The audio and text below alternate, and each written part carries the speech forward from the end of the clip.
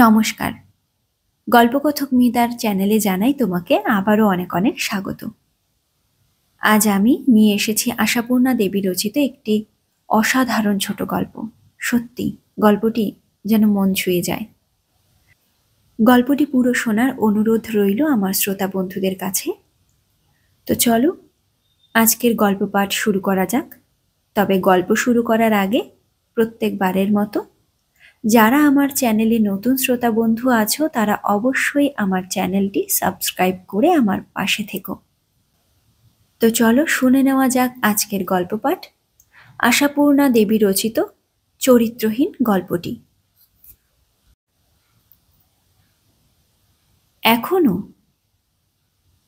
এই বয়সে? শুনে স্তম্ভিত হয়ে গেলাম। সত্যিই কি মানুষের বাসনার শেষ নেই? নেই অসংযমের মাত্রা? চরিত্রহীন হলে কি এত নির্লজ্জও হয় মানুষ? মনে মনে বয়সটার একটা মোটা হিসেব করে নিয়ে আন্দাজ করলাম রাখাল মামার বয়স প্রায় 70-এর কাছাকাছি। সেই রাখাল মামা এখনো? আশ্চর্য। বিদেশে থাকি, কালে কোশমিনে কলকাতায় আসি, তাও সামান্যই ছুটিতে। নিকটতম আত্মীয়দের খবর নিতেই সময়ে কুলিয়ে উঠতে পারি না। তাই আবার জ্যাঠতুতো পিস্তুতো। রাখাল মামা এ যাবৎ বেঁচে বলতে পৃথিবীর অন্ন ধ্বংসাচ্ছেন কিনা তাই জানতাম না। অন্য খবর তো দূরের কথা। রাখাল মামার ছেলে নিতুদা আজ আমার মার কাছে দুঃখ গাথা গাইতে এলো বলেই শুনলাম, আর শুনে স্তম্ভিত হয়ে গেলাম। ভাবলাম চরিত্রহীন হলে কি এত নির্লজ্জও হয় মানুষ? বাল্যকাল থেকে শুনে এসেছি বটে রাখাল মামার স্বভাব চরিত্র ভালো নয়। বউ ছেলে সংসার সব থাকতেও নাকি একটি উৎসর্গ আছে তার, ইত্যাদি ইত্যাদি। আবার উপসর্গটি আর কোথাও নয়, দেশ ভিটে। ঝড় বৃষ্টি বজ্রপাত যাই হোক, পৃথিবী উল্টে গেলেও তিনি যে রবিবারে রবিবারে দেশে যান সেটা ভিটের টানেও নয়, পিসি খুড়োর টানেও নয়, সেই লক্ষ্মী ছাড়া মেয়ে মানুষের টানে। তখন আমরা বালক বলে যে আমাদের কান বাঁচিয়ে কোনো কথাবার্তা হতো এমন মনে পড়ে না। কাজেই তখনই আমরা জেনে ফেলেছিলাম রাখাল মামা খারাপ লোক।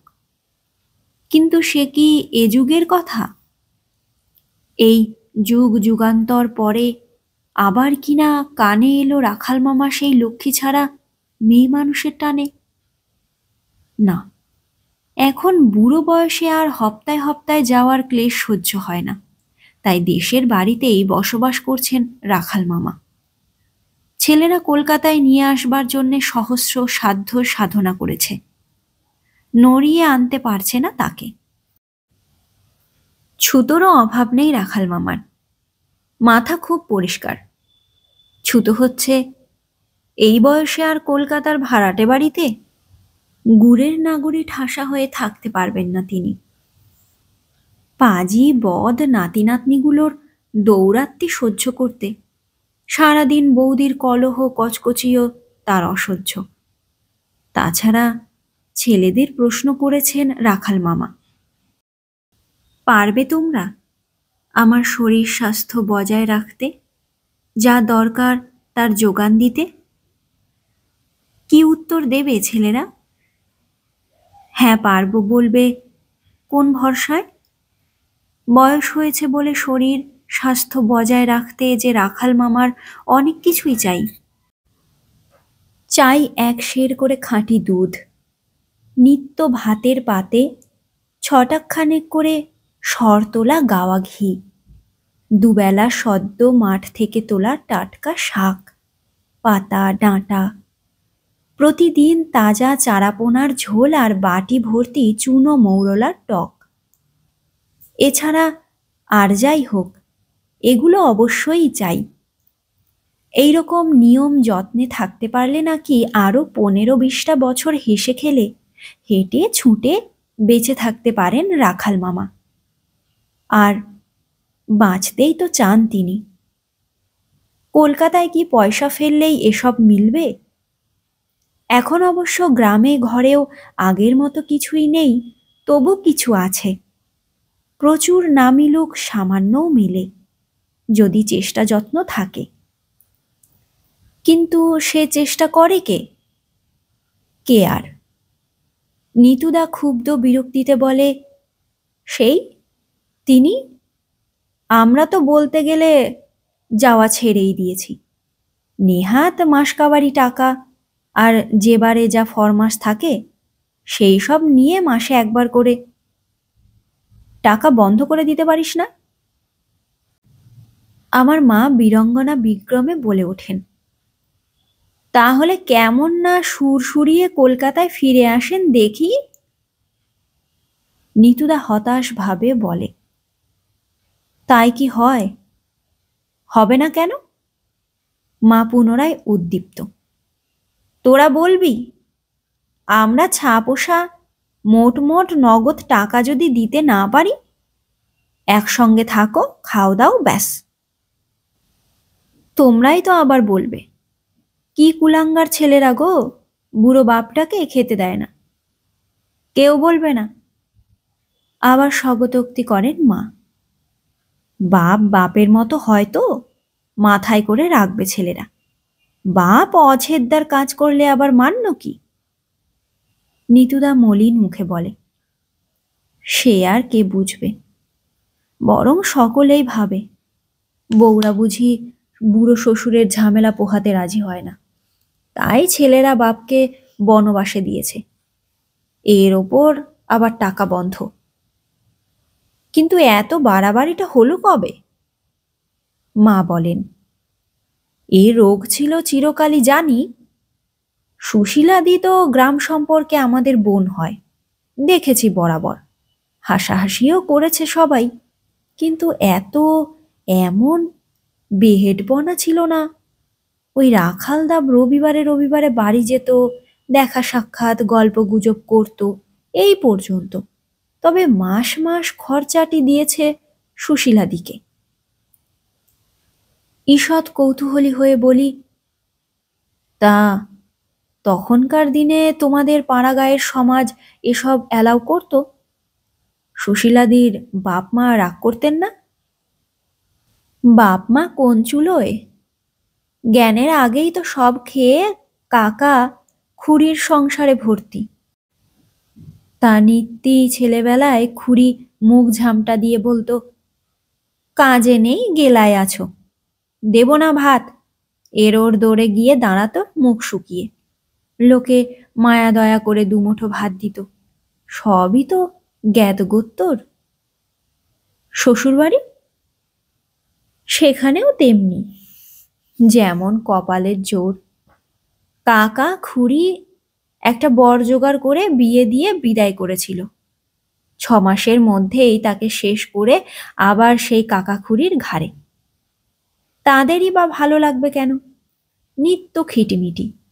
সেই সূত্রেই দয়া উথলে উঠল রাখালদার। বলল, শুধু একবেলা এক মুঠো ভাতের জন্যে এত লাঞ্ছনা? আমি দেব সুশীলার ভাত খরচা। তখন রোজগার করতো ভালো, সদাগরি অফিসের বড়বাবু ছিল। দয়ার মেজাজ দেখাবার মুরত ছিল। তা সেই দয়া দেখানোয় কাল হলো। সুশীলাদি একেবারে গলে গেল, মাখামাখি বেড়ে উঠল।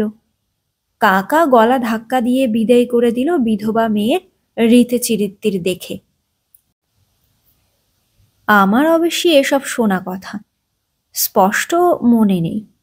তবে আমরা সুশীলাদিকে দেখেছি বাপের ভিটের একখানা ভাঙা ঘরে পড়ে থেকে, আর রাখালদার পয়সায় খেয়ে গা শুদ্ধ লোকের কাজ করে বেড়াতো। অসীম গতর যার যাতে ঠেকা পড়ে, সেই ডাকে, সুশীলা কিন্তু এ বিষয়ে এতটা বেপরোয়া? নিতুদা বাধা দিয়ে বলে, এতটা হয়েছে মা মারা গিয়ে অবধি। মাও গেলেন, বাবার চাকরিও গেল। চাকরি গেল? ওই যে অফিসে নতুন ফ্যাশন হলো বুড়োদের বিদায় করো। অথচ বাবা তখনও ওই 60 বছরেও দুটো জোয়ান লোকের খাটুনি খাটতে পারতেন। কিন্তু সে যাক, গেল। আর যেতেই অমনি বাবা ধুয়ো ধরলেন। অফিস যেতাম সারাদিন, একরকম কেটেছে।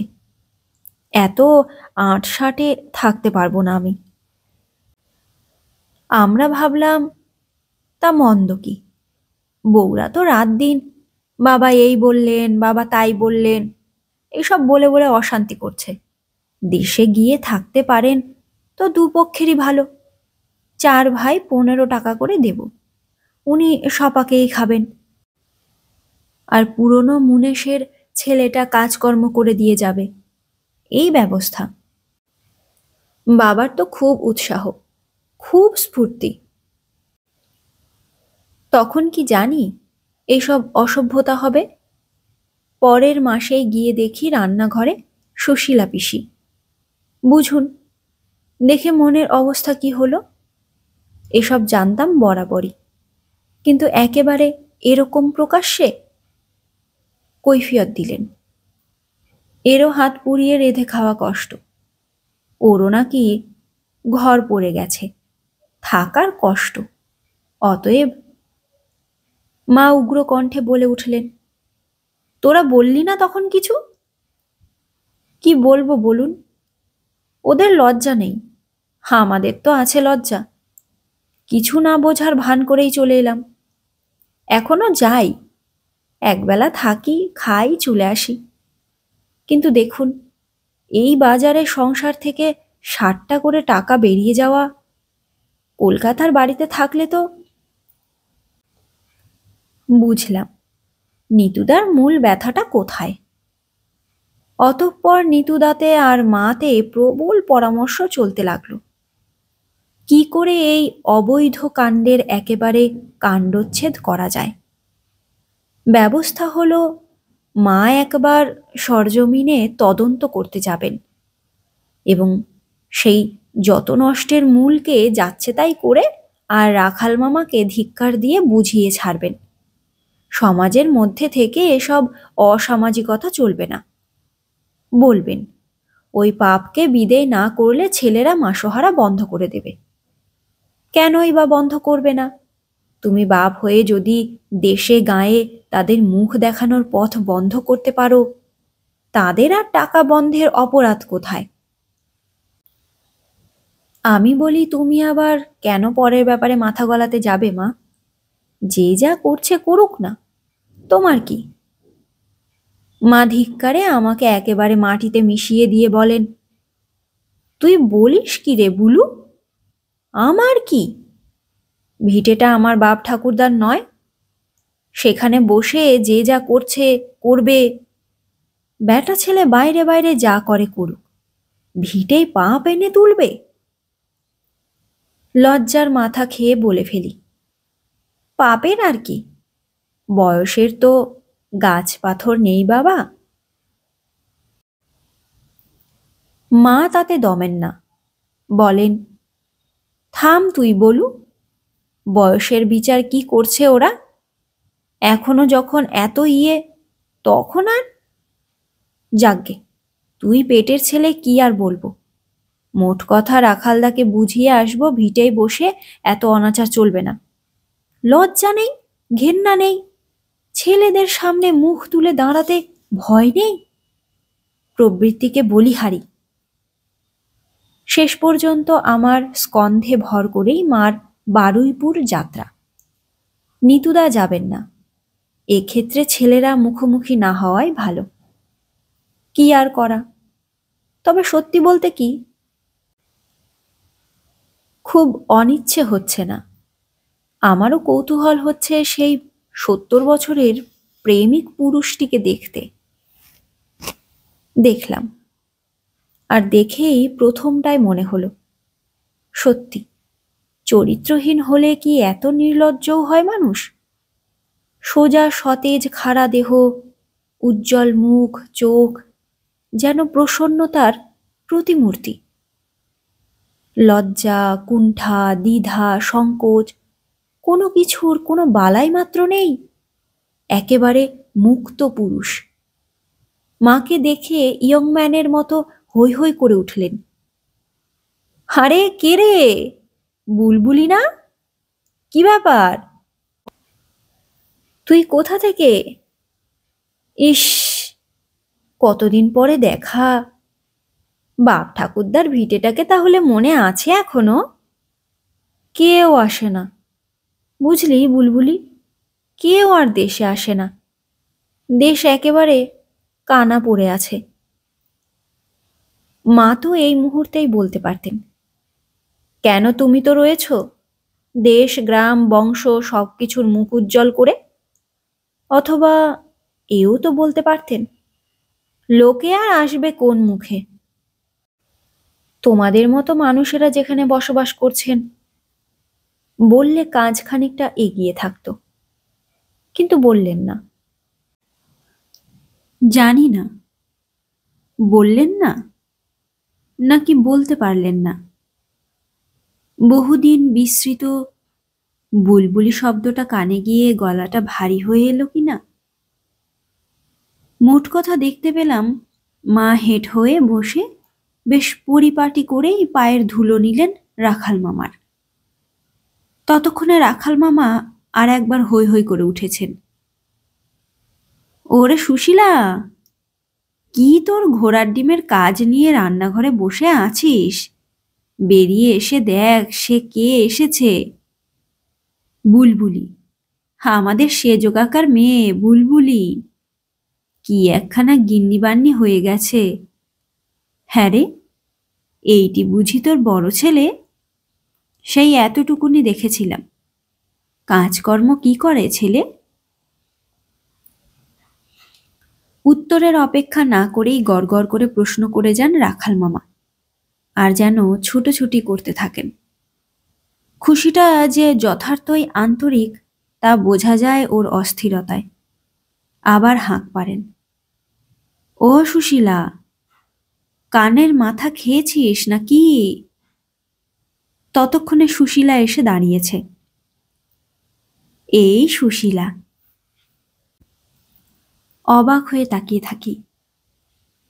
এর জন্যে একটা মানুষ যুগ যুগান্তকাল ধরে সংসারে অশান্তি এনেছে, সমাজে বদনাম কিনেছে, অর্থ সামর্থ্য ব্যয় করেছে, আর এই জীবনের শেষ ঘাটে এসেও ছেলে মেয়ে আত্মীয় প্রতিবেশী সকলের কাছে হেয় হচ্ছে। কালো রোগা ঠ্যাঙা এক বুড়ি, চুলগুলো ছাঁটা, সামনের দুটো দাঁত পড়া। সেই দাঁত পড়া মুখে একটু হেসে মাকে সম্ভাষণ করলেন। তুই তো ছেলের কাছে বিদেশে থাকিস, তাই না? এলি কবে? ও মা, এইটি বুঝি ছেলে? বিলু না কি যেন ডাক নাম ছিল ছোটবেলায়? বিলু নয়, বলু। বাবা, এতও তোমার মনে আছে সুশীলাদি? বলে দিব্যি অম্লান বদনে যে পাপকে ঝেঁটিয়ে বিদেয় করবার দৃঢ় সংকল্প নিয়ে হানা দিয়েছেন, সেই পাপের চরণেই প্রাণপাত করলেন মা। থাক থাক থাক, হয়েছে, আয় বস। থাকবি তো কিছুদিন? না, থাকবো আর কি করে। মা আক্ষেপ করেন, ছেলের তো গোনা দিনের ছুটি। আরো কিছু হয়তো বলতেন মা, কিন্তু ততক্ষণে রাখাল মামা তাড়া দিয়ে উঠেছেন। আচ্ছা আচ্ছা, ওসব কথা পরে হবে, আগে ওদের হাত মুখ ধোবার ব্যবস্থা করে দিয়ে দেখিন। গল্প একবার জুড়লে তো রক্ষে নেই। বুঝলি বুলবুলি, তোর এই সুশীলাদিটি আজ আর তোকে রাতে ঘুমোতে দিয়েছে। দেখবি, তোকে গাঁয়ের এই ৩০ বছরের ঘটনা কাহিনীর পরিচয় দেবে বসে বসে। জানেও তো সকলের নারী নক্ষত্র। অতঃপর অতিথি সৎকারে তৎপর হয়ে উঠলেন রাখাল মামা। কোনো বারণ মানলেন না। প্রচণ্ড রোদ্দুরে নিজে গেলেন মিষ্টি আনতে। কোথায় কোন জেলেনিকে বলে এলেন যে করেই হোক একটু মাছ জোগাড় করে নিয়ে আসতে, আর এসে অনবরত সুশীলাকে তাড়া দিতে লাগলেন। তোর হলো? দুটো মানুষের রান্না করতে তুই যে বুড়ো হয়ে গেলি রে সুশীলা। আমরা যত ব্যস্ত হতে বারণ করি, রাখাল মামা ততই আরো বেশি ব্যস্ত হয়ে ওঠেন। এ কি ঘুষ না অভিনয়? কিন্তু মার ব্যাপারটা কি? সেও কি অভিনয়? দেখছি আর অবাক হয়ে যাচ্ছি। আর মজা এই, একবারও আমার দিকে দৃষ্টিপাত করছেন না মা। শুনতে পাচ্ছি রান্নাঘরে গল্পের স্রোত বইছে। সেই ৩০ বছরের ইতিহাস আওড়ানো হচ্ছে বোধহয়। কত অজস্র নাম কানে আসছে। ভাবছি, কি আশ্চর্য, এই দীর্ঘকাল ভারতবর্ষের আর এক প্রান্তে কাটিয়েও মা বারুইপুরের প্রত্যেকটি মানুষকে মনের মধ্যে সংরক্ষিত করে এসেছেন। ৩০ বছরের মধ্যে অবশ্য আমি না এলেও মা এক আধবার এসেছেন। সেই কথারই উল্লেখ শুনছি মার কণ্ঠে। সেবারে যখন এসেছিলাম, সুশীলাদি, মা গো মা, বাড়ি দেখে যেন কান্না পেয়ে গেছিল। উঠোন ভর্তি আগাছা, দেয়ালের বালির চাপড়া খসে খসে পড়ছে, আর ইঁদুর ছুঁচোর উৎপাতে ঘর দালান একেবারে তছনছ। রান্নাঘরের উনুন দুটো ভেঙে হুমড়ি খেয়ে পড়ে আছে। তুলসী মঞ্চের গাছটা শুকিয়ে কাঠ। মা গো মা, সে কি দৃশ্য! এবারে এসে যেন চোখটা জুড়োলো। সেই পুরনো বাড়ি এখন যেন কপালে সিঁদুর উঠেছে। চিরকালের খাটিয়ে মেয়ে তুমি। সুশীলাদি কি মন্ত্র জানেন কোনো? বশীকরণ মন্ত্র? আর সেই মন্ত্রের জোরেই রাখাল মামাকে। কিন্তু রাখাল মামা মন্ত্রের গুণের কথা বলেন না, বলেন হাতের গুণের কথা। আমাকে কাছে নিয়ে খেতে বসেন।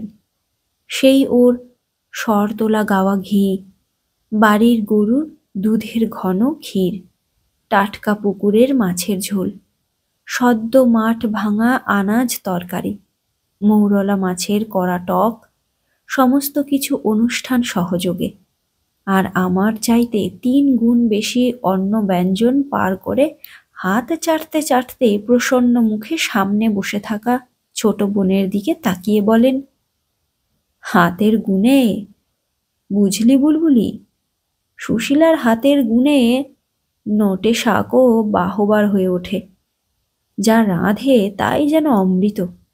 ওর হাতের রান্না খেলে রুগীর রোগ সারে, পরমায়ু বাড়ে। এই দেখ না, আমার যে ৬৮ বছর বয়স পার হতে চলল, দেখে বুঝতে পারছিস? মা হাসেন। তা বোঝা যায় না বটে। রাখাল মামা সোৎসাহে বলেন, তাই তো বাড়িঘর ভালো করে সারিয়ে নিয়েছি। বেওজরে আরো ২০ বছর বেঁচে থাকবো আমি, দেখে নিস। রাখাল মামার বাঁচার এত বাসনা কেন? মনে হচ্ছে এই বাসনার জোরেই সত্যিই হয়তো আরো অনেক দিন বেঁচে থাকবেন রাখাল মামা। কিন্তু কিছুতেই যেন লোকটাকে পাপী, বদ, অসৎ চরিত্র, অপবিত্র মনে হচ্ছে না। মনে করতে চেষ্টা করেও না। মারও কি ওই একই অবস্থা? তাই কি তিনি রাখাল মামার কথার উত্তরে সহাস্যে বলেন, আমাকে আর দেখতে বলো না বড়দা, দেখি তো সেই ওপর থেকেই দেখব। তোদের মেয়ে মানুষদের ওই এক কথা, সব শেয়ালের একই রা, বেচে দরকার নেই, বেচে কাজ নেই। কেন রে বাবু? কিন্তু কথায় কথায় যে বেলা গড়িয়ে গেল। বলি সুশীলা, তোর আক্কেলখানা কি? তোর না হয় ৩ প্রহর বেলাতেও পিত্তি পড়ে না। এরা হলো শহুরে মানুষ, সকাল সকাল খাওয়া অভ্যেস। নাও, নিজেও দুটো পিণ্ডি গিলে নাও এই সঙ্গে, অনর্থক দেরি করে লাভ নেই। বলু, চলো হে, আমরা বরং বৈঠকখানায় গিয়ে বসি গে। যেতে পা বাড়িয়েও আবার থমকে দাঁড়ালেন রাখাল মামা। বললেন, নিজেদের কি রেখেছিস, না নিরামিষ পদগুলো সবটাই আমাদের ধরে দিয়েছিস?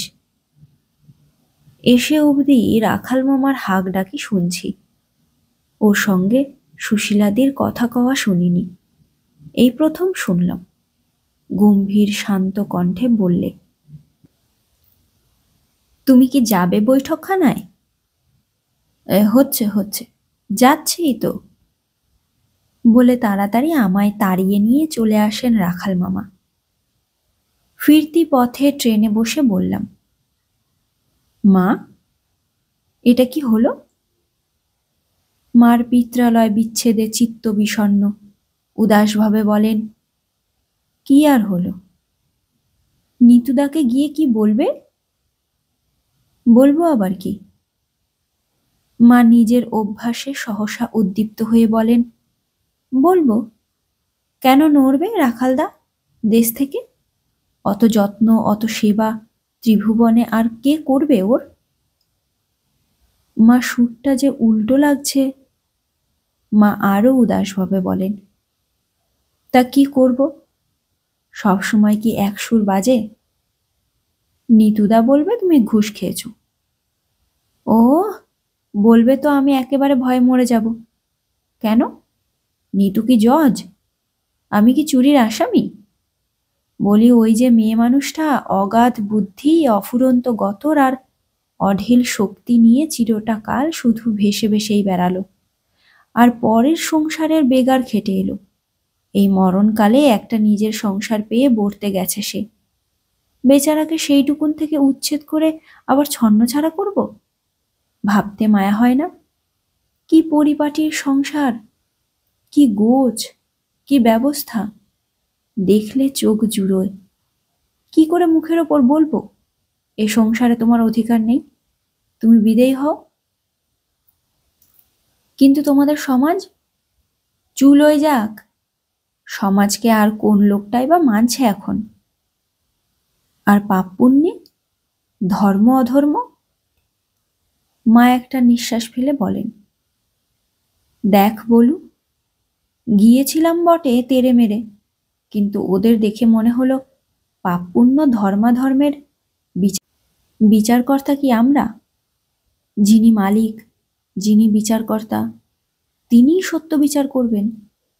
আর ওই তোর রাখাল মামা, ওর যা স্বভাব, শুধু সেবা যত্নই নয়, সারাক্ষণ ওর খিঁচুনি খাবার জন্যেও একটা লোকের দরকার আছে।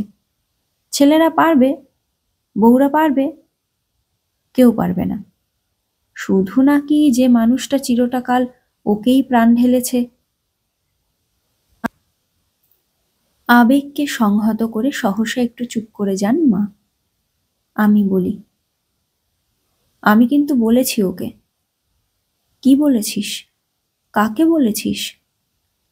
ওই তোমার রাখাল দাদাকে বললাম,